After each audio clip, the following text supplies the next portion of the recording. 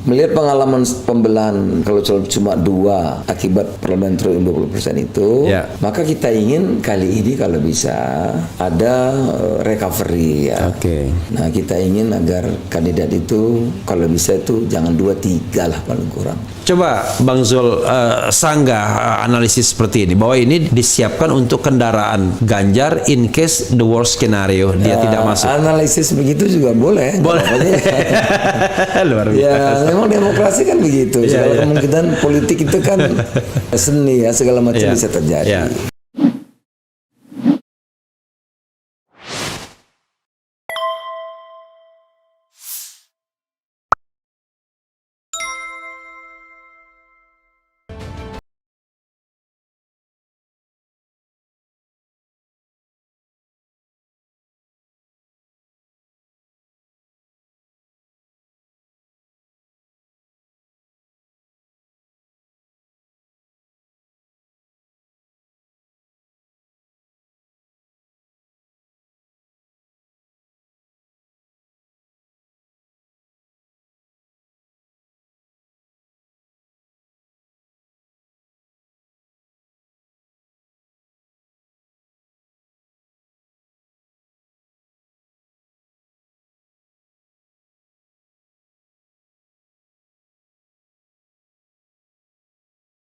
Yang saya sendiri senang tuh ada poros baru. Kenapa? Ya saya mau terus terang.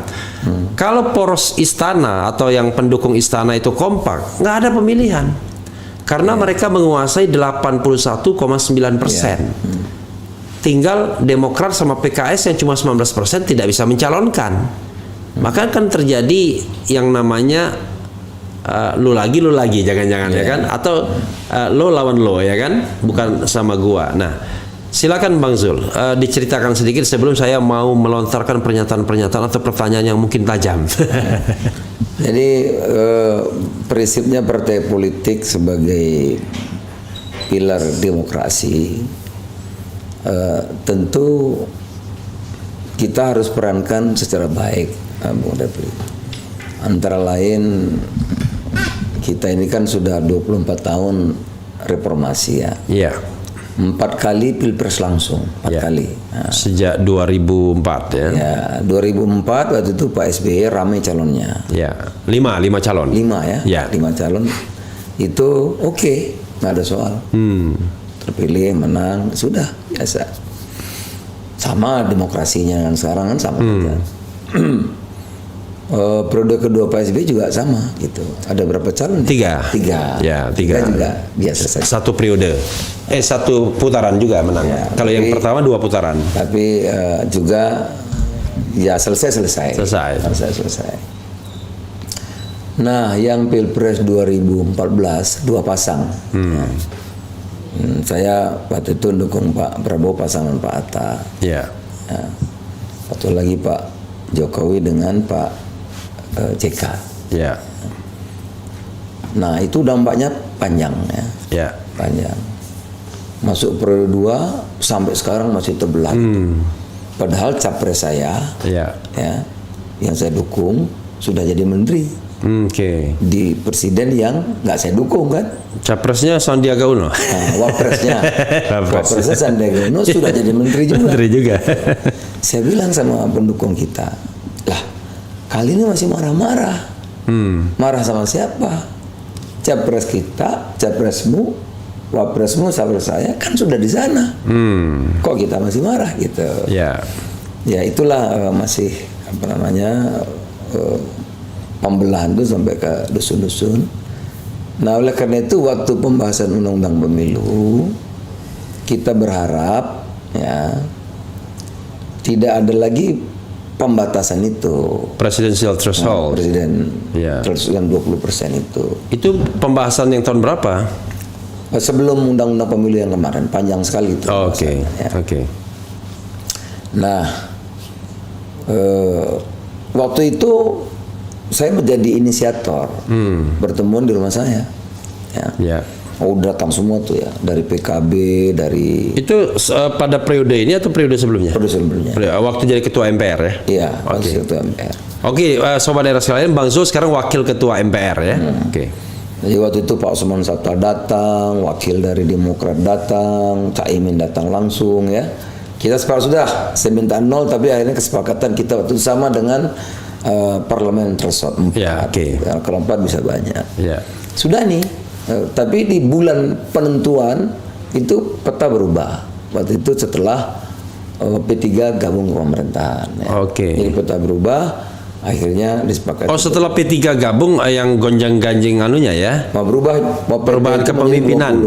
Iya. Roma Hurmuzi waktu itu. Berubah itu. Iya. Jadi 20%. Nah, akhirnya 20% lagi. Gitu. Nah, melihat pengalaman pembelahan kalau cuma 2 akibat parliamentary 20% itu, ya. Maka kita ingin kali ini kalau bisa ada recovery ya. Oke. Nah, kita ingin agar kandidat itu kalau bisa itu jangan 2-3 lah paling kurang. Kalau saya berharap jangan 2 atau 3, 4 syukur-syukur ya kan. 4 paling masih kurang. Paling kurang 3. Paling kurang 3 ya. Oleh karena itu kami jumpa beberapa kali dengan saya dan Pak Erlangga. Pak Erlangga gitu. Tadi betul kalau beringin harus sinar matahari. Ya. Saya dengan Golkar saya bilang hubungannya panjang dan sampai sekarang kita kenal dekat. Sebut saja Pak JK, sampai sekarang hubungan saya baik. Karena backgroundnya juga sama. Bang Zul agak didekatin sedikit Bang Zul. Takutnya nanti kemudian ya.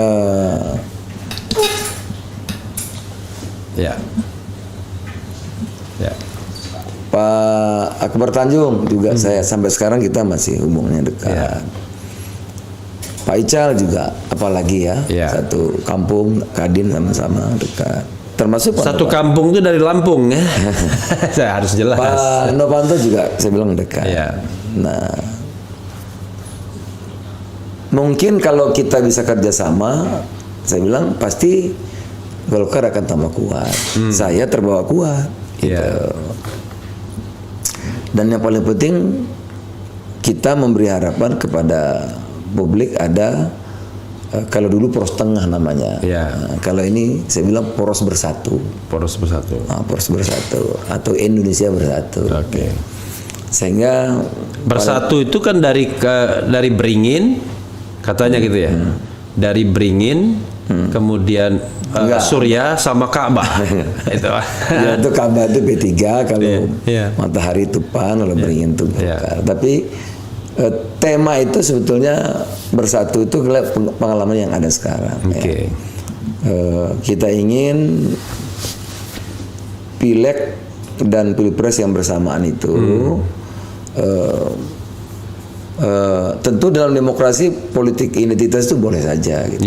Tapi kita ingin menawarkan politik gagasan. Itu kan selalu saya sampaikan, politik gagasan ya. Apalagi melihat perubahan zaman sekarang ini, perubahan geopolitik yang perlu kebersamaan di antara kita gitu. Kalau kita terus ya seperti ini, cebong, kampret itu atmosfernya pengap dan tidak produktif gitu. Padahal kita menghadapi tantangan perubahan yang begitu cepat dan sama sekali baru. Ya. Nah, oleh karena itu saya bilang sama Pak Erlangga, ini kita akhiri nih. Terus kita akhiri, oleh karena itu kita rumuskan untuk menghadapi tantangan baru dan politik gagasan. Sepakat, temu berdua. Kalau dua kurang rame, kurang kuat, mesti cari teman lagi gitu ya. Nah, saya kontak Pak Arso, Pak Erlangga juga kontak P3. Kita omong-omong ya, ada beberapa alternatif begini gitu. Nah, pikiran-pikiran kita sampaikan. Nah, kemudian kenapa mudah cepat bisa terrealisasi pertemuan cuma 4 kali pertemuan. Dan yang lainnya 4 kali pertemuan sampai kemudian munculnya deklarasi terhadap poros bersatu ini ya. Lainnya telepon aja ya. Kenapa? Ada kunci di situ. Nah, kuncinya apa? Ada kesetaraan. Pak Erlangga itu pemimpin partai pemenang nomor 2 loh. 85 kursinya. Dia nggak sedikit. Dia nomor 2 gitu. Tetapi ada kesetaraan. Ya, saya, Pak Arso, walaupun 19 kursinya, saya 44. Ada kesetaraan ya. Pak Erlangga itu orangnya kan juga rendah hati ya. Sehingga ini cepat terrealisasinya, dan tentu selebihnya adalah niat baik ya. Itu kira-kira. Bisa dibilang bahwa inisiatif dari Bang Zul ini ya. Sama-sama lah sama Pak Erlangga berdua. Iya. Jadi tapi saya kan harus tanya-tanya mewakili publik juga. Ya kan, tentunya kan begitu ya. Silakan. Nah, pertama Bang Zul,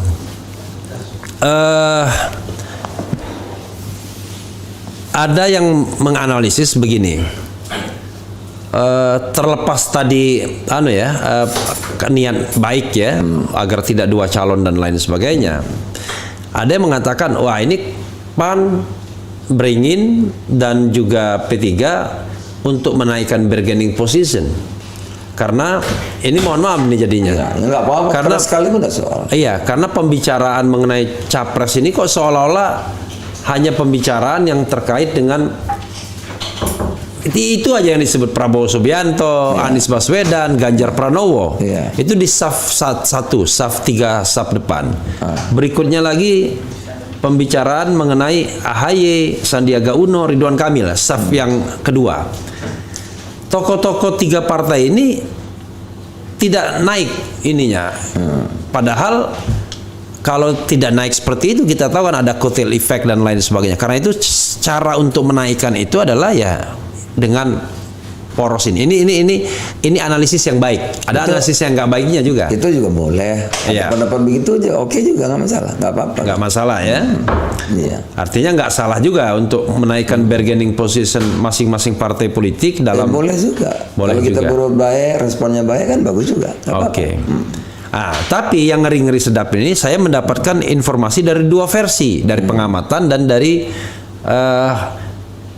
bocoran dalam tanda kutip, tapi namanya bocoran kan nggak bisa dipertanggungjawabkan. Apalagi menggunakan kata kabarnya, katanya kan. Tapi lebih baik ditanyakan langsung pada orangnya, nanti saya lihat reaksinya.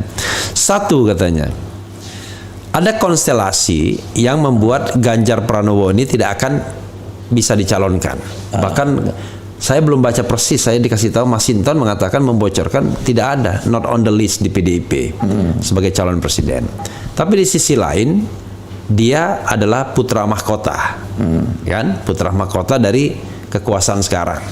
Yang apa betul begitu? Apa betul begitu? Ya, paling tidak itu yang dikatakan beberapa pengamat, beberapa pengamat, gitu. Tapi dia tidak masuk list di sana.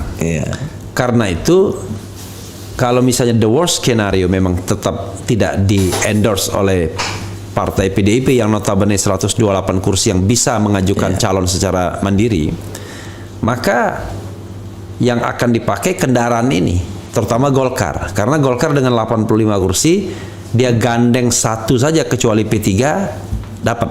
Kan begitu? 1 aja dia gandeng kecuali P3. Jadi gandeng Golkar PAN Golkar PKB yang penting kuncinya di Golkar, kira-kira begitu. Nah, karena itu ada istilah atau isu goyang-goyang posisi Erlangga kan begitu. Coba Bang Zul sanggah analisis seperti ini, bahwa ini disiapkan untuk kendaraan Ganjar in case the worst scenario dia tidak masuk. Analisis begitu juga boleh. Luar biasa. Memang demokrasi kan begitu. Segala kemungkinan politik itu kan seni ya, segala macam bisa terjadi. Tapi yang pasti, Bung Repli, memang kesepakatan kami ini kita belum bicara capres cawapres. Karena kalau kita membahas capres cawapres, sudah bertengkar dulu. Kita belum. Kita akan merumuskan nanti konsep gagasan. Indonesia itu kan visinya tetap tidak berubah kan. Kita ini merdeka agar kita bersatu, dan bersatu itu maka kita bisa stabil, dan stabil itu kita berdaulat. Kedaulatan itu pada zaman Bung Karno dirumuskan dalam pembangunan semesta berencana, ya kan? Dalam zaman Pak Harto dirumuskan dalam garis-garis besar haluan negara.